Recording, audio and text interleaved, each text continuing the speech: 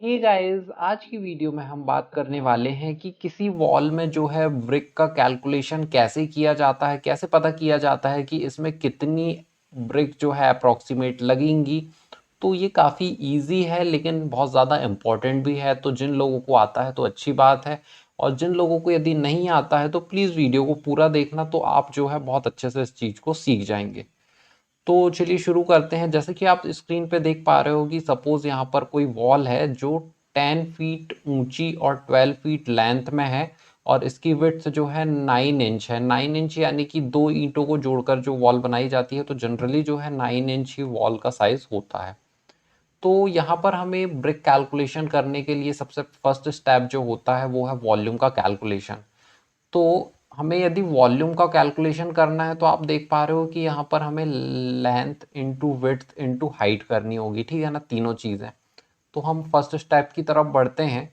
तो यहाँ पर जो है फॉर्मूला तो आपको पता ही है कि L into B into H हो जाएगा। लेकिन यहाँ पर ध्यान रखने वाली बात यह है कि हमें तीनों चीज़ें जो है मीटर में लेनी है, जबकि वहाँ पर हमने फीट की बात करी थी। क्योंकि मीटर जो है एक स्टैंडर्ड यूनिट है, तो आपको जो है प्रॉब्लम नहीं जाएगी आगे यदि आप सारी चीज़ें मीटर में करना सीखेंगे तो यहाँ पर जो है हम मीटर में ले लेते हैं। तो यहाँ पर हमारा टोटल वॉल्यूम जो है वो निकल के आता है 2.44 मीटर क्यूब, ठीक है ना। तो यहाँ पर आप जो है इसकी विड्थ को याद भी रख सकते हैं कि 0.22 मीटर लेना है, क्योंकि वो हमेशा ही मतलब मैक्सिमम टाइम पे जो है 9 इंच ही रहेगा। तो उसका आप जो है कन्वर्जन भी याद रख सकते हैं। अब यहाँ पर एक छोटा सा देख ले रहे हैं कि मतलब कैसे ये चेंज हो जाता है फीट से मीटर में। तो यहाँ पर जैसे कि 1 मीटर इक्वल्स टू 3.28 फीट होता है। तो यदि आप नीचे उसको कन्वर्ट करेंगे तो 1 फीट का निकल के आ जाएगा कि कितना मीटर होता है। और फिर आपको यदि जैसे कि 12 फीट को कन्वर्ट करना है तो दोनों साइड आप 12 को मल्टीप्लाई कर दीजिए।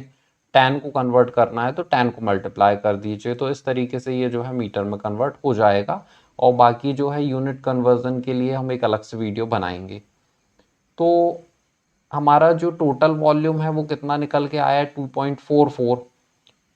और ये बात शायद आपको पता होगी कि 1 मीटर क्यूब में जो है 500 ब्रिक्स यहाँ पे लगती हैं। तो यहाँ पर हम टोटल वॉल्यूम से यदि इसे मल्टीप्लाई कर देंगे तो यहाँ पे हमारी 1220 ब्रिक्स, यानी कि जो वॉल का साइज था उसमें टोटल 1220 ब्रिक्स लगेंगी, ये हमें पता चल गया। अब यहाँ ये बात तो आपको जो है कोई ठेकेदार भी बता देगा कि यहाँ पर कितनी ब्रिक्स जो है लगभग लगेंगी, लेकिन वो ये बात नहीं बता पाएगा कि जो 1 मीटर क्यूब है इसमें 500 ब्रिक्स ही क्यों लेते हैं। हम कैसे पता हमें कि इसमें 500 ब्रिक्स लगती हैं।